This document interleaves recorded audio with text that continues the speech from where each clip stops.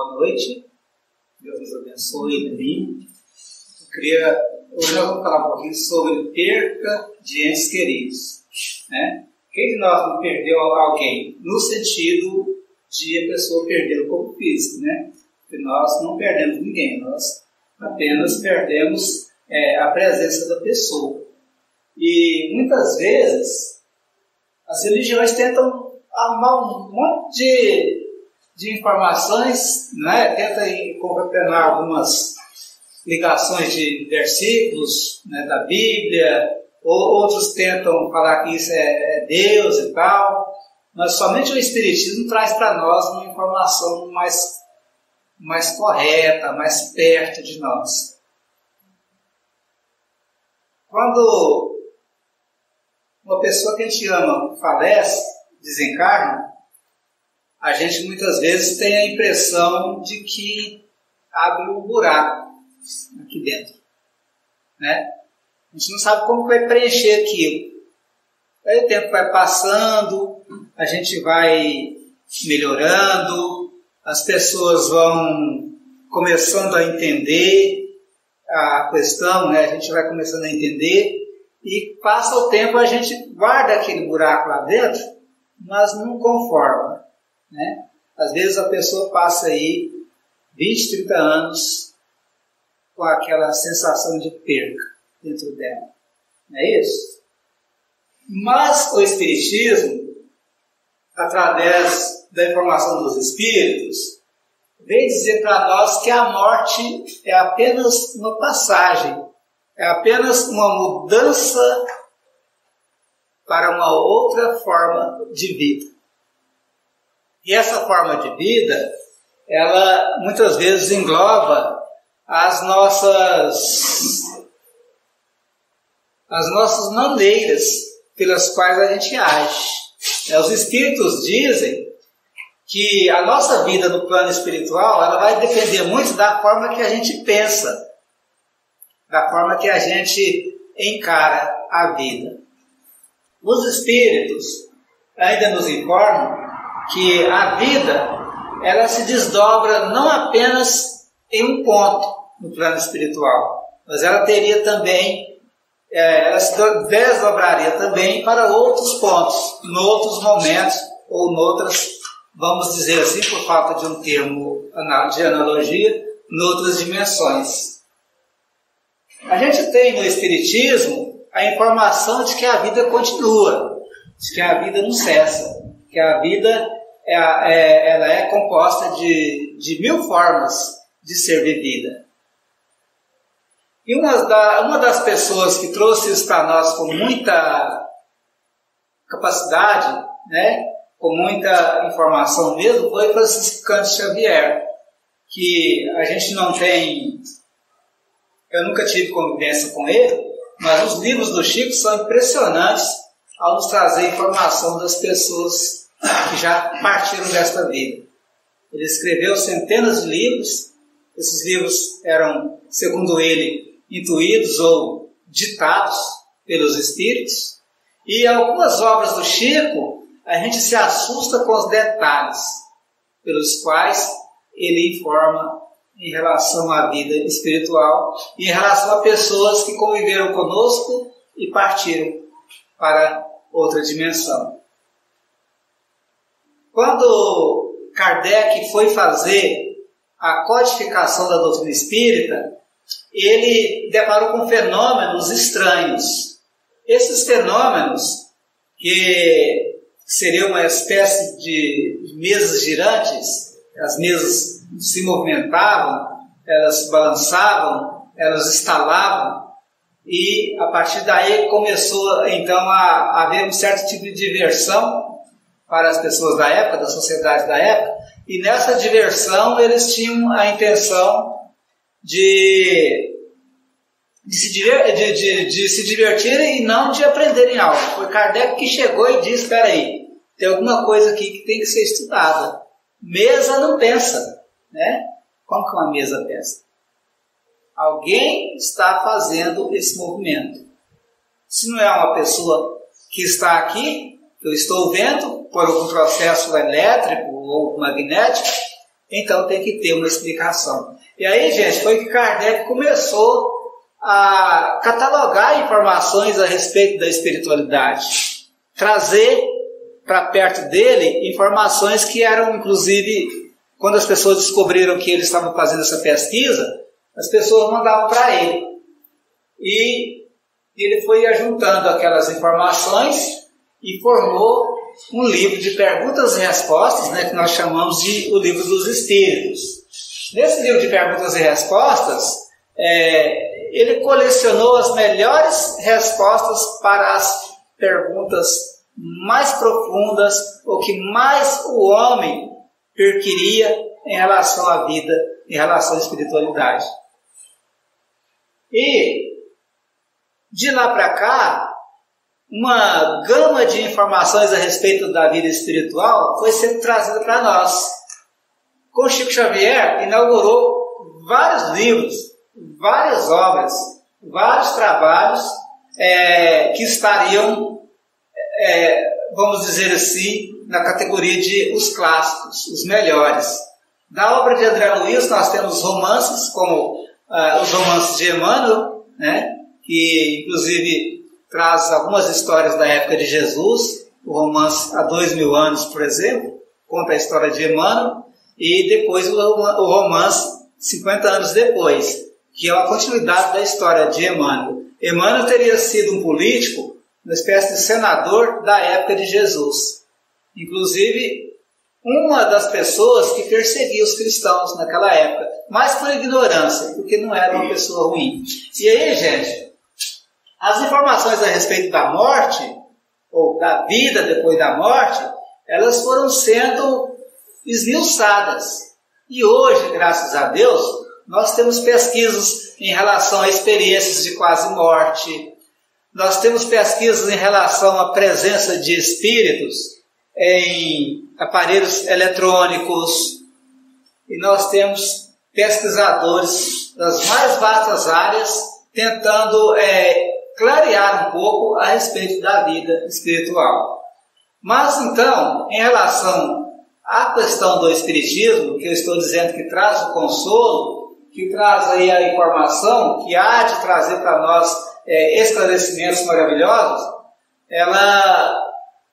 nós vamos ver então na obra do Chico algumas informações muito importantes. Aí eu trouxe aqui, para a gente poder verificar, alguns casos do Chico Xavier. Esse caso aqui, esses casos eu copiei até de uma revista não espírita, a revista super interessante. Eu quis buscar em uma revista que não tem vínculo com o espiritismo, para a gente ver que o espiritismo é estudado, ele é inclusive buscado para dar informações pela sociedade. O menino que se despediu da família, morto aos 3 anos, depois de cair de bicicleta, o pequeno Rangel teria escrito uma carta à mãe, Célia, e ao pai, Aguinaldo. Psicografada por Chico Xavier, 1 ano após sua morte, como morreu antes de ser alfabetizado, sua carta traz uma caligrafia de traços infantis. Então, o Chico psicografou a carta de uma criança que morreu sem saber ler. Nós vamos saber por que é que o menino conseguiu escrever depois que ele estava no plano espiritual. E, inclusive, trazia traços infantis da caligrafia, de quem começa a desenhar as letras. A mãe lembra que antes de Chico ler a carta de Tetel, aqui está Tetel, é isso mesmo, Tetel, em uma reunião no Centro Espírita da Prece, em Uberaba, um médium ao seu lado lhe disse: seu filho está aqui, correndo, e a toda hora vem lhe abraçar. Agora ele está escrevendo a carta com a ajuda do avô, informação mencionada na mensagem escrita por Chico. Então, enquanto Chico psicografava ali a mensagem do menino, outro médium dava informação para a mãe de que o menino dela que estava lá psicografando a mensagem, que antes da psicografia ele corria, ia para lá e para cá e abraçava a mãe, na certa matando saudades, né?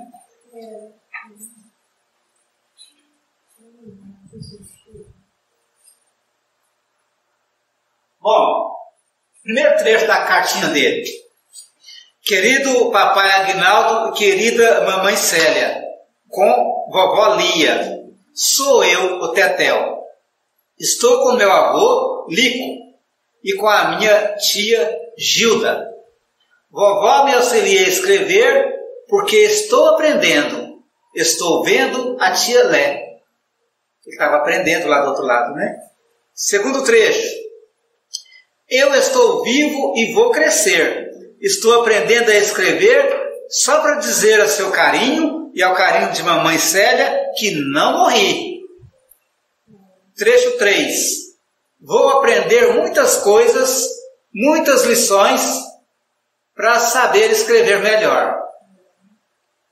Mas já estou mais adiantado que a Mariana e creio que o Aguinaldinho ficará satisfeito. Papai, mamãe, vó Lia e tia Lé. Não posso escrever mais porque fiquei cansado de fazer letras. Mas quando eu puder voltarei. Estou com muitas saudades.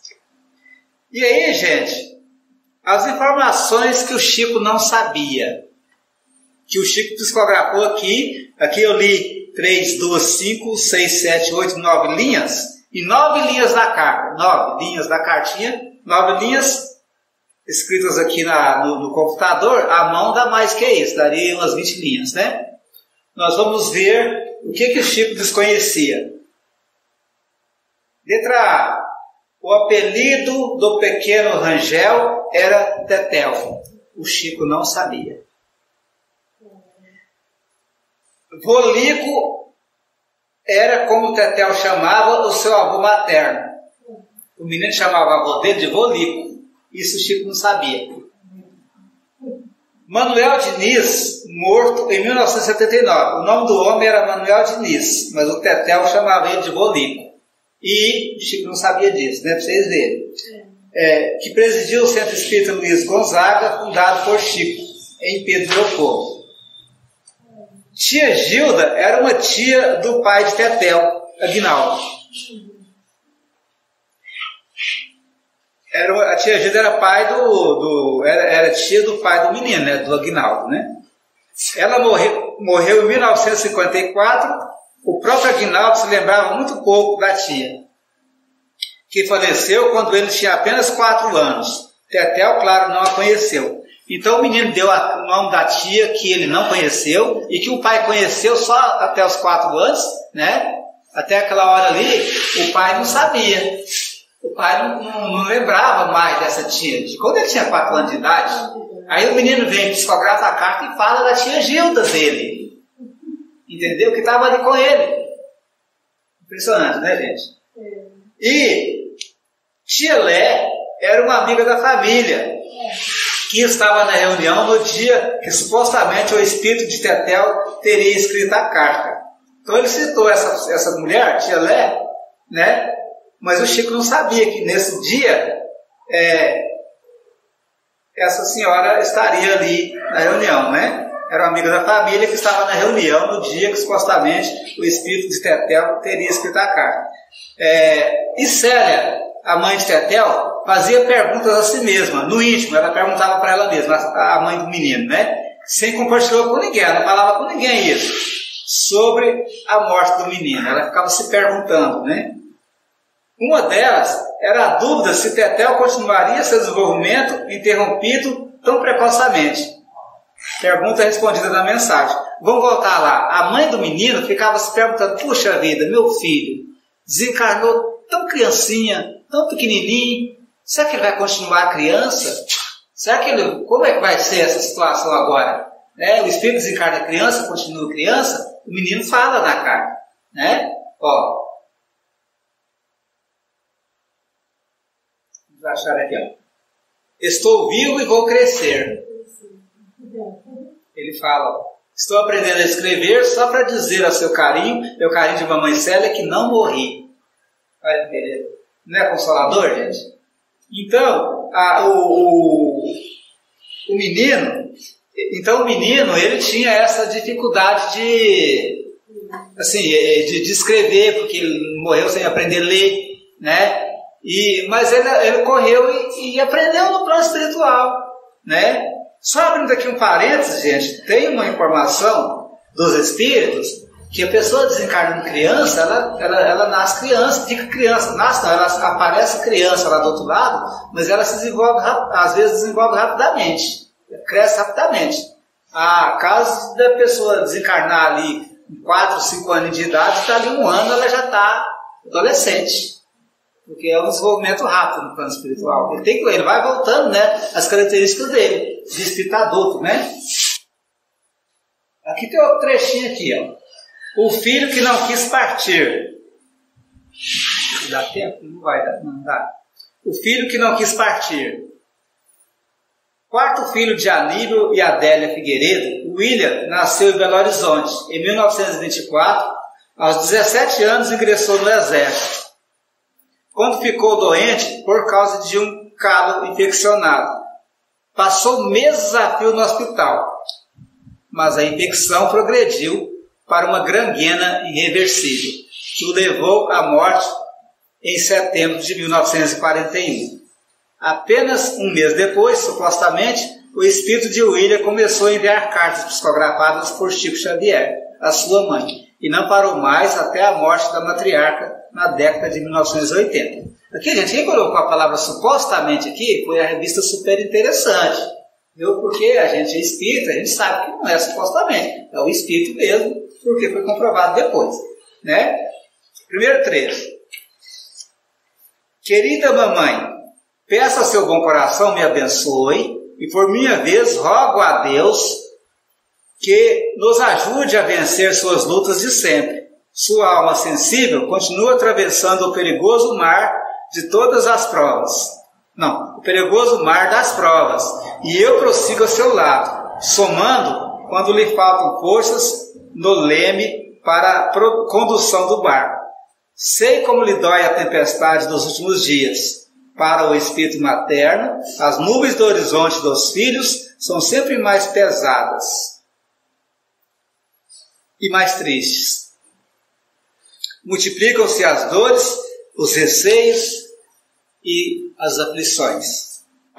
Todas essas informações aqui, que você vai confirmar lá com o Chico Xavier e com as pessoas que estavam ali na época da psicografia do Chico Xavier, e vai ser constatado que eram informações reais, né? Então, como é que o Espiritismo consola? O Espiritismo consola informando para nós, né, e dando provas de que a vida continua. Às vezes, até o espírita chora na hora que morre alguém, né? Um parente. Porque você vai perder o contato com aquela pessoa. Ela vai deixar de ser vista por vários e vários anos. E você vai deixar de ter o contato com ela. Às vezes, se a pessoa tiver uma sensibilidade mediúnica, que quase todo mundo tem, ela vai sentir a presença, aquele calor, aquela sensação da presença do ente querido, né? Se ela não for um médium ostensivo, que é aquele médium que vê mesmo os espíritos, que até confunde com os vivos e tal, ela vai sentir, ela vai ter uma sensação de presença muito grande. Mas se a pessoa não tiver essa mediunidade, a própria obra espírita, os próprios livros, os próprios ensinamentos espíritas, eles vão trabalhando a pessoa de forma que ela acaba se consolando a respeito. Segundo a espiritualidade, o espiritismo seria o consolador prometido, né? Que Jesus promete que ia mandar para nós um consolador, e esse consolador haveria de ficar conosco por todos os tempos, né? As informações, por exemplo, da Igreja Católica, eles acreditam que seja esse consolador prometido o Pentecostes, né? Também eu acho que alguns evangélicos também acreditam que o consolador prometido seria o Pentecostes. O que foi o Pentecostes, gente? Quem que lembra aí? Houve, depois que Jesus partiu, uma reunião de apóstolos e servidores de Jesus em meio a um local onde tinha ali uma multidão de pessoas. Tinha gente de todos os países mais próximos. Tinha pessoas que falavam línguas variadas ali. E os apóstolos tinham que falar de Jesus para aquelas pessoas. E não estavam conseguindo comunicar com essas pessoas de forma normal. Falava com uns, mas não falava com outros, que eram pessoas de diferentes regiões, diferentes línguas. Mas houve um momento em que eles ficaram tomados mesmo, por entidades, segundo a Bíblia, pelo Espírito, né, Santo de Deus. Nas traduções católicas e protestantes falam pelo Espírito Santo, mas nós entendemos que um Espírito Santo, né, até pode ser que ele tenha a capacidade de incorporar em todo mundo ali ao mesmo tempo.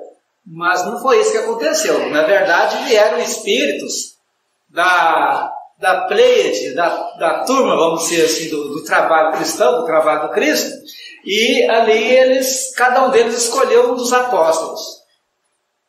Eles incorporaram, então, ou seja, eles se foram tomados pelas entidades, e essas entidades começaram a falar para as pessoas de línguas diferentes que estavam ali. Quem falava aramaico, ouvia alguém falar em aramaico. Quem falava grego, ouvia um apóstolo com ele falando em grego. Entenderam? Outro falava latim, via uma outra apóstolo falar com ele em latim. Mas os apóstolos não conheciam outras línguas. Eles conheciam a língua falada lá por eles, né? A maioria, acho que na época era grego. Eu não tenho certeza se era grego. Depois eu devo confirmar isso. Aquele barco que se falava lá, acho que era grego. E aramaico, né, que foi a língua que Jesus falava. Mas aí, gente, como os apóstolos ficaram tomados por essa energia, começaram a pregar, a falar do amor, da bondade, da luz divina, dos ensinamentos de Jesus, na língua daquele povo que estava ali, daí que se originou essa crença de oração em línguas. Vocês entenderam? Só que a oração em línguas com o Pentecostes foi assim. Pessoas estavam ali e não compreendiam o que eles falavam. Então eles passaram a orar na língua daquelas pessoas. Então era direcionado àquelas pessoas que falavam determinada língua. Aquele que falava outras, era outro que falava, e o outro era outro que falava, de forma que todo mundo entendeu que estava ali. Hoje as pessoas criam, né, umas formas mirabolantes aí de falar e acaba que ninguém entende nada do que foi falado e alguém vai tentar traduzir o que foi falado. Não era isso, não foi isso que aconteceu no Pentecostes. Mas aí, gente, voltando à questão do Consolador prometido. O Pentecostes foi uma espécie de explosão mediúnica, né? Que todos os apóstolos que estavam ali e trabalhadores do Cristo que estavam ali começaram a ter com eles, a acontecer com ele o fenômeno mediúnico. Bom, a mediunidade então seria o Consolador prometido? Não poderemos dizer que seria a mediunidade, porque ela é apenas um instrumento, né, utilizado pelos espíritos. Mas, mais à frente, com o advento do Espiritismo, nós vamos perceber que a Terra foi mergulhada, gente, depois de determinado tempo, cerca de 300 anos, ela foi mergulhada na escuridão da Idade Média, né? Então, o Constantino, que seria o rei, ali naquela localidade, ele adotou o cristianismo como religião. A partir do momento que o cristianismo foi adotado como religião do Estado, o cristianismo foi tomando formas estranhas.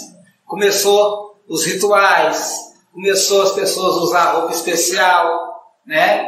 Começaram então os dirigentes da igreja a serem chamados de padres, e começou então a Igreja Católica, mais ou menos naquela época. E com isso eles fecharam o ensinamento de Jesus, né? Depois de algum tempo proibiram inclusive que a Bíblia fosse lida, né? Os evangelhos fossem lidos, só eram eles que liam e liam em latim. As pessoas tinham que apenas dizer amém. E com o tempo o cristianismo foi se fechando e passou então a perseguir quem não era cristão. O que os cristãos antes eram perseguidos por quem não era cristão, mas quando o cristianismo passou a ser religião do Estado, os cristãos passaram a perseguir quem não era cristão. Aí nessa hora se fecha a espiritualidade, fecha as portas da espiritualidade. Alguns heróis, alguns padres, algumas pessoas ainda mantiveram acesa a chama de Jesus. Mas a maior parte, naquela época, mergulhou então na escuridão. E então, quando foi nos anos de 1850, mais ou menos por ali, foi que eclodiu então os fenômenos mediúnicos, né? As mesas girantes que nós falamos, e a espiritualidade começou a se movimentar novamente para falar para nós que eles continuam vivos do outro lado, que a morte não existe, a morte é só uma passagem. Então, a partir daí, é que os espíritos, né, chefiados por um espírito que se autodenominou no Evangelho segundo o Espiritismo de espírito de verdade.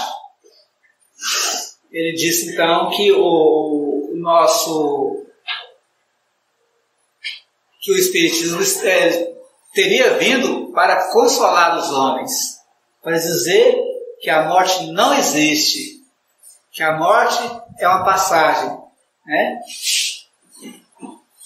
E nós vamos verificar que realmente a doutrina espírita ela veio para trazer para nós esse consolo maravilhoso, né, de que a morte não existe, e para explicar para nós de que forma que é essa outra vida no plano espiritual. Então, para encerrar, nós vamos lembrar das obras de André Luiz. Aquela história do peixinho vermelho, né, que morava em uma... Minha mãe dizia que era o olho d'água, né? Daquela mina, e aquele olho d'água forma ali um poço e desce uma água, desce, sobe do olho d'água, desce, subindo, passando por cima e desce para o córrego, o olho d'água. E ali tinha uma cambada de peixinho vermelho ali. Na história, uma das obras de André Luiz, me parece que é Emmanuel que conta essa lenda. O peixinho vermelho mais inteligente começou a dizer para eles que aquele mundo ali era muito parado, um mundo que não tinha novidade nenhuma, estava todo mundo ali gordo e tal, e ele muito inquieto, ele não comia, né? Comia, mas ele movimentava muito ali, então ele era mais magrinho. Um dia deu uma chuva muito forte, a água levantou e transbordou um pouco mais de água do olho d'água. Ele foi e acompanhou o veio daquela água e caiu no córrego. Pensou, nossa, mas que mundo diferente é esse aqui, né? Que coisa mais, olha o tanto de água que tem aqui. E foi descendo o córrego abaixo até sair no rio. Quando ele chegou no rio, ele ficou maravilhado, aquela imensidão de água para ele, e nadava para um lado, e nadava para o outro, e corria de um predador aqui, de outro, né? Quando ele viu, onde é que chegou o rio? O rio chegou no mar. Mas quando ele embocou, o rio embocou assim, na água do mar, assim, que o peixinho vermelho observou aquela imensidão de água, aquele mundaréu, aquele tanto de coisa linda, diferente e tal. Ele falou, tem que voltar. Eu não vou ficar aqui nesse lugar, sozinho, nessa maravilha toda aqui, sem contar com os meus parentes que estão lá no pocinho, né, de água. Eles acham que a vida é aquilo lá. Eu vou voltar, né? E ele volta nadando contra a corrente, com muita dificuldade e tal, mas já estava acostumado com aquela nadação toda. Ele chega então no córrego onde ele teria descido para o rio, né? E sobe a água acima até chegar no veio de água que daria então no olho d'água, em que ele haveria de encontrar os parentes dele, os peixinhos.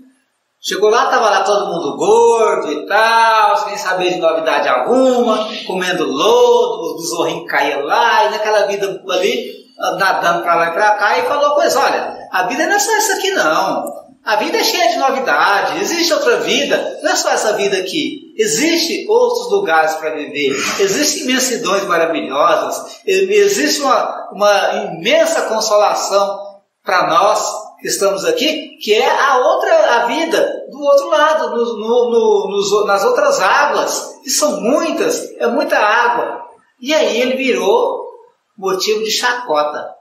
Os outros peixinhos começaram a rir. Ah, seu magrelo, o que você está fazendo aqui? Deixa nós aqui na nossa vida, a nossa vida que nós queremos essa aqui mesmo e tal. E, nesse sentido, o peixinho foi ficando assim meio humilhado, foi se sentindo assim meio largado, ninguém queria saber das informações dele, ele dava informação e nada. E falou, quer saber? Eu vou voltar para o lugar bonito e grande. O pessoal aqui não quer saber o problema deles. Voltou então pelo veiozinho, aproveitando de uma pequena saliência no momento que deu uma chuvinha, desceu, voltou para o córrego, voltou para o rio e foi morar na beira do mar, lá entre a caída do mar e o rio, porque ele era peixe de água doce, ele não poderia viver na água do mar, que era salgada, mas ele conseguia passear lá um pouquinho de vez em quando. Aquele local lá, onde estavam os outros peixinhos gordos, deu uma seca brava na região e a mina secou. Foi minguando, e eles morreram ali. Sem saber de nada do outro mundo. O peixinho descobriu e voltou para contar para eles. Então, gente, muitas vezes nós agimos como esses peixinhos gordos. Os espíritos vêm, nos informam, a espiritualidade informa que existe uma outra vida, que existe uma outra forma de viver, outras dimensões que nós podemos e devemos trabalhar para conquistar esse lugar. E nós ficamos aqui, comendo, bebendo e dormindo e não nos incomodando com nada. Compreenderam? Então, muitas vezes, nós agimos como esses peixinhos. Os espíritos são aquele peixinho magrinho, né, que vem trazer informação para nós. E nós não queremos saber. Por isso, as pessoas mergulham em religiões sem querer saber de explicação nenhuma. Algumas começam a viver dessas religiões, né? Comer, beber e dormir, explorando a fé alheia, né? Entre essas pessoas, alguns que despertam para a espiritualidade. Eu acho que sempre vai ter aquele que vai despertar para a espiritualidade, esteja ele onde estiver, dependendo da religião que ele estiver, né? E nós espíritas muitas vezes ficamos por aqui, às vezes falando, lendo e tal, mas não nos preparamos. Quando morre alguém desencarna alguém que a gente ama, a gente entra em desespero. Por quê? Porque nós não colocamos no nosso coração o ensinamento espírita, nós só colocamos ele nos lábios, né? Então, na hora de enfrentar a prova dura mesmo, que morre parente, entra em desespero e vai chorar.